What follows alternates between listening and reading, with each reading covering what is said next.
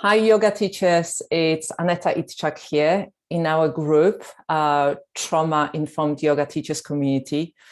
First of all, I want to say welcome if you joined this group in the last maybe month.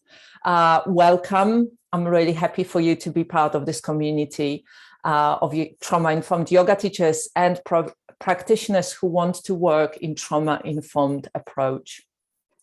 We had our following from a virtual summit that happened at the end of October, beginning of November. The feedback was that many of you wanted to have a regular trauma-informed yoga teachers community, and so we had our first virtual circle, trauma-informed yoga teachers community circle, and it was really great to see those of you who turned up and shared your experiences about being trauma-informed yoga teacher. We also had people in the circle who want to train as trauma-informed yoga teachers and practitioners, and that was really great to have kind of exploration why it is so important and the challenges that you are facing as teachers and practitioners who want to work in trauma-informed approach. So that was really, really great. There were some graduates from my training, the trauma-informed yoga teacher and embodied resilience teacher training and mentoring. Some of them I haven't seen for a year. Some of them trained with me, right from the start, over a couple of years ago. So that was really great to check in how everybody's doing, how they're progressing, and really connect. It's this kind of coming as a community, such a wonderful thing. It's the community that gives us that stability. It's that, social co-regulation, knowing that you are not the only one that might be struggling with certain challenges. It's really, really important part of my work. And if you are a trauma-informed yoga teacher or practitioner, or a practitioner who wants to work more in this kind of way, having a community that really understands what you are going through is key for you to keep moving forward and keep working on your project, keep showing up. Otherwise, it is a real challenge to be on your own, struggling, not knowing how to work things out, not knowing what's the next best step. So this is what community can offer you, this connection with others who work or want to work in similar kind of way for the greatest impact within communities.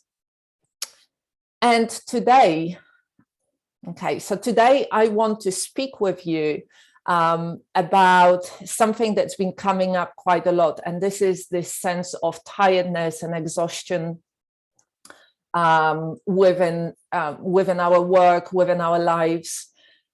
And so the way that I titled this mini training is called Radical Responsibility and Compassionate Self-Care in Challenging Times, a Trauma-Informed Yoga Teacher's Way. And why have I called it this? Because, part of the training and mentoring that I do in CPDs and in 80-hour trauma-informed yoga teacher training and mentoring is this stepping up of understanding, of embodied visceral understanding, that as practitioners who work with others, who support others who might be struggling with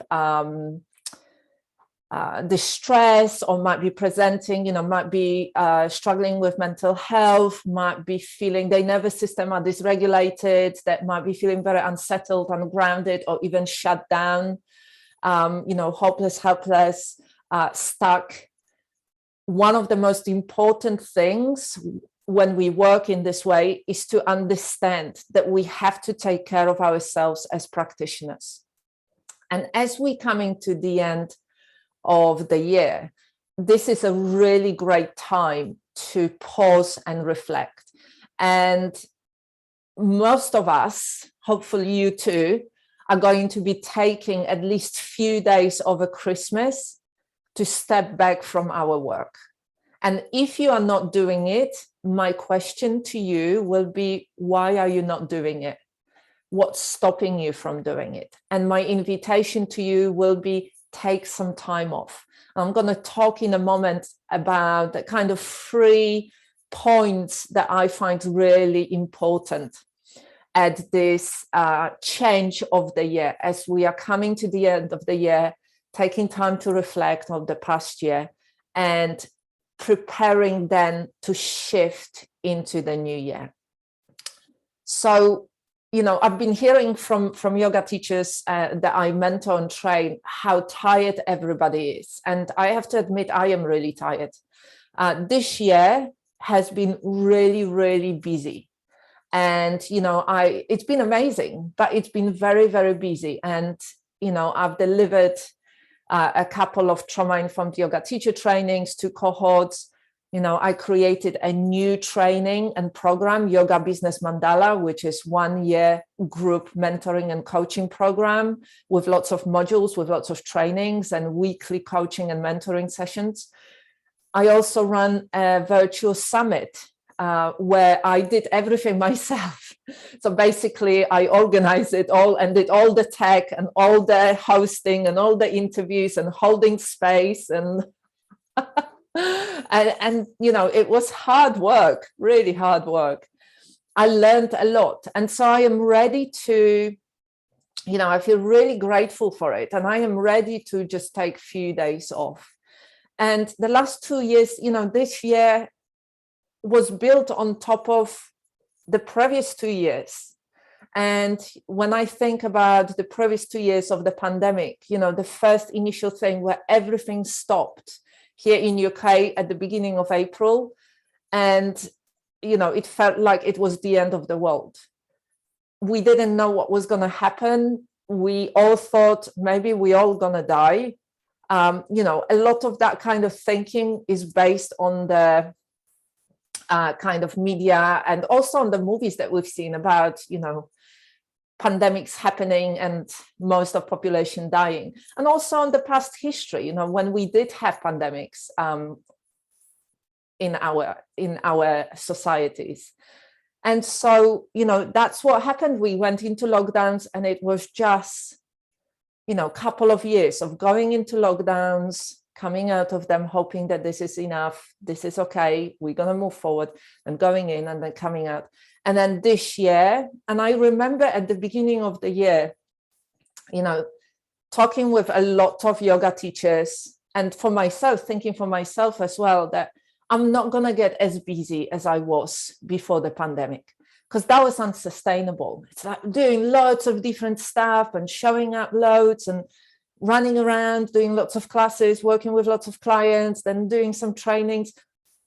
We all, or almost everybody that I spoke with, was saying the same thing. Like, I'm not going to get as busy. I'm going to pace myself. I'm going to really prioritize, and I'm going to work in different ways. And what I'm hearing right now at the end of the year is people saying the same thing. I'm exhausted. It's been too busy. It's like I've got too many things to do. Somehow it all sneaked up on me, and I am exhausted. And the view of the next year, it's like, oh my God, it's going to be just such a busy year. I'm going to have to do all this stuff. And so rather than celebration at the end of the year and then joy for the next year, for new beginnings, there is this sense of, I am just done. I'm exhausted. I need to rest. And so I want to say that you are not alone if you're feeling this. I really want to normalize it. Of course you are tired. Of course you are exhausted. Of course you are worried. Of course, you need rest and you need to step back. Of course, you need quieter time. Of course, things need to change. But before they change, you need rest. And this is where those 3 kind of pieces of invitation, I want to call it an invitation to experiment, to slow down and really connect through some practices and some ways of understanding that I want to share with you. So the first one is about the radical responsibility. And, what I mean by that is taking a real responsibility for your own self-care and acknowledging how you are. So really allowing yourself to make a decision and follow up on it, to pause, to slow down, to pause and to rest over Christmas period as much as you can or as much as you need. And to really bring on a daily basis those non-negotiable practices like somatic self-compassion practice. And I shared it in the past, you know, this three-step process of checking in and connecting within you, checking in and really acknowledging how you are. And only then asking yourself, what do I need? And then once you acknowledge your needs, then asking yourself, how can I meet my needs in an empowered way? And so really doing it on a daily basis, slowing down and noticing, what do I need? What's the next thing that would really nourish me? And prioritizing that. Those non-negotiable self-care practices, taking time and space. One of the things that I really learned is that, you know, when I get overtired because I've been over busy and I've been working loads and there was loads of stuff, there is no shortcut to rest. One good night's sleep is not going to do it. It normally takes a little bit longer. It depends also how tired or burned out you are. You know, the burnout starts happening way before you crash. People often talk about burnout. Oh yeah, I burned out and I crashed. And I mean, I experienced burnout myself when I was working in social care. I've watched my partner go through burnout. I've watched his side of the family because they all are social workers and their friends or mental health workers. You know, I've watched them going through burnout. And many people just hover. They hover in this middle stage of burnout. They don't crash completely, or they crash for a bit and then they recover, but they're in this middle stage of being really, really overworked and overstressed, where the body is in a survival mode, when the nervous system is so wired. And then every so often they go into complete shutdown and crash, and then they come out, but they never come out properly to this settled, grounded, connected, stable, regulated, nervous system regulated space. They just move between fight or flight, walk, going on, dealing with everything, then into shutdown, and then recover, and then they go back into this. And so what we want is to come out of that, wherever you are in this hyperactive or hypo state of shutdown. Give yourself time and space to settle down your nervous system, to rest, to practice non-negotiable self-care. You know, radical responsibility for your own self-care, knowing that you're not doing it just for yourself. It has to start with you, but so much is reliant on you being able to do that. You know, your work, if you're self-employed like me, like I'm a one-woman band. I do everything myself. If I'm not well, nothing gets done. No trainings, no mentoring, no client work, no admin, nothing. So this self-care is a priority. It's not, oh, I will do it when I'm less busy. It's a priority, especially after the last 2 or 3 years that we had. There is no other way. So that's one thing. The first thing is the invitation to really practice radical responsibility. The second thing that I wanted to invite you to do is to practice radical or fierce self-compassion. And that means practicing self-compassion for yourself, self-soothing, self-nourishing, connecting with others, in supportive ways, in loving ways, being in nature, being kind to yourself. This is so important, especially if you are tired or exhausted. You feel like you want to ditch everything, you want to give up, you're overstretched. Like one of my clients used to always say in our sessions that she feels like she's been always stretched out like a plasterling in every direction. And then when she used to come for the sessions with me, she would just roll back into her normal shape and be able to go out. And so, we have to find ways and things that nourish us, whether it is with others, whether it is for ourselves, whether it is to go in nature to really reconnect with the rhythm and the season and our own rhythm and our own cycles. Whether it is, being kind to ourselves, and acknowledging that you worked so hard supporting others. You did your best.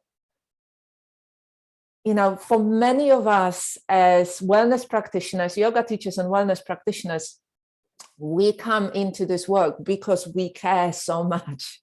We care, it's in our heart, it's in our stomach, it's in our body, it's in our psyche, it's in our soul. We care so much.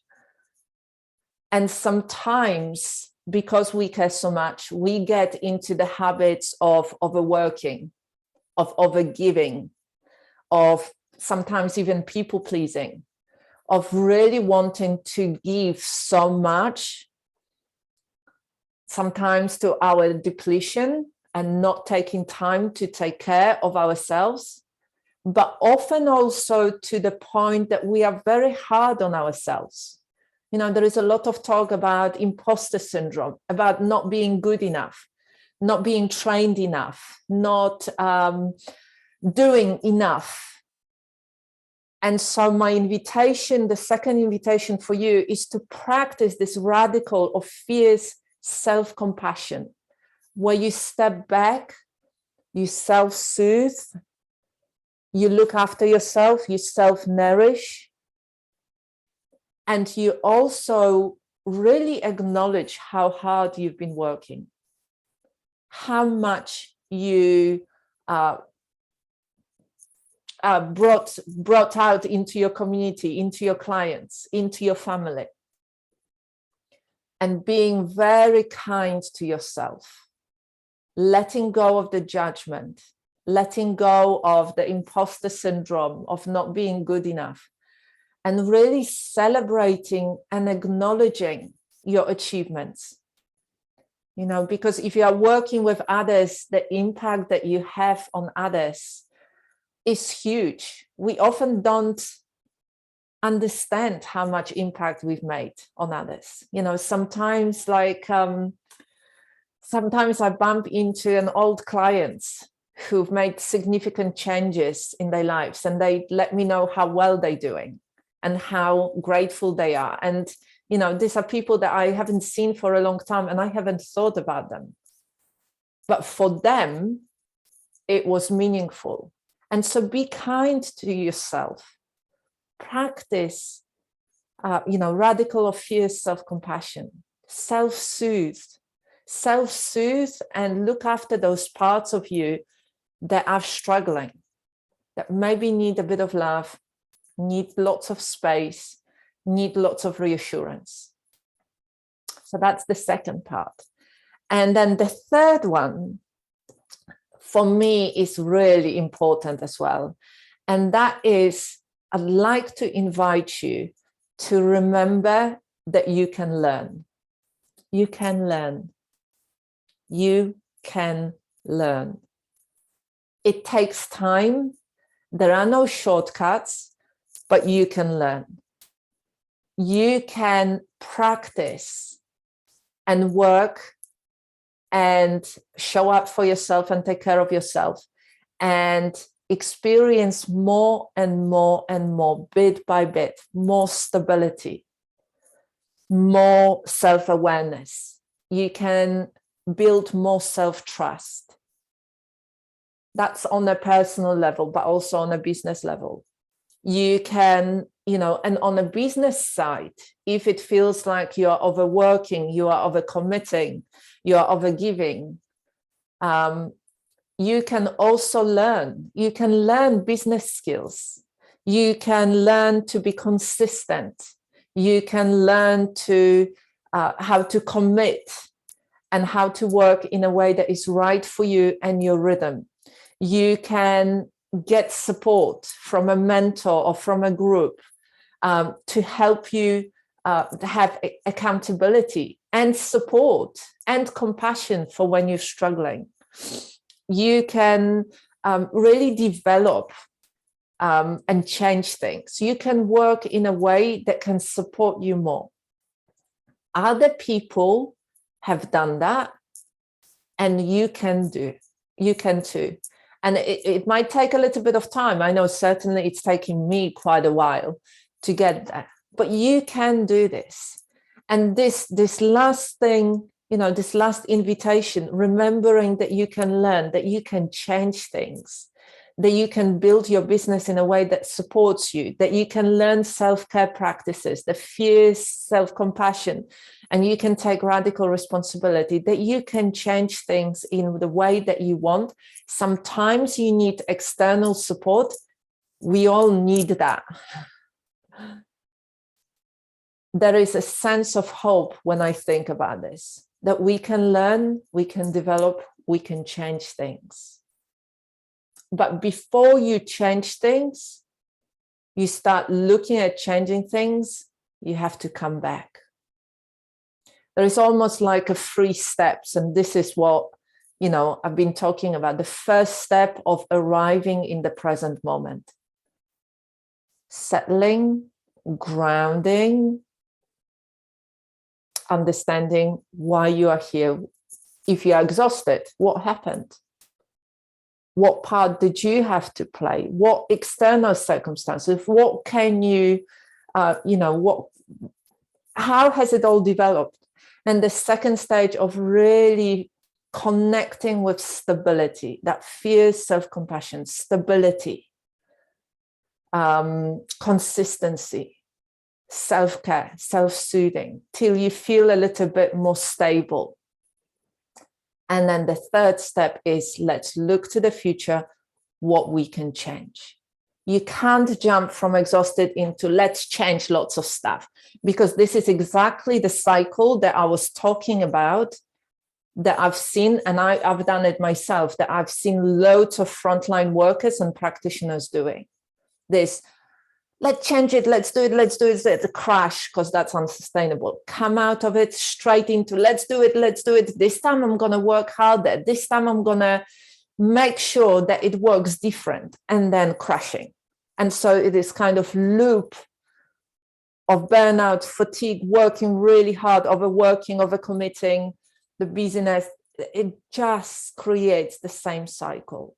We have to come out of that cycle, and that takes time and space. And this is what I would like to invite you to do over Christmas, as much as you can or as much as you need. So I hope that makes sense. This is something that I teach, in both of my big trainings, in the 80-hour trauma-informed yoga and embodied resilience teacher training, and in Yoga Business Mandala, 1-year group mentoring and coaching program, where it's more around building your business. It has to start with you. You cannot skip that. And so I wish you all the best, and I wish you a really restful and joyful time over Christmas. And I hope we can continue those conversations and our journey together in 2023. Take care for now.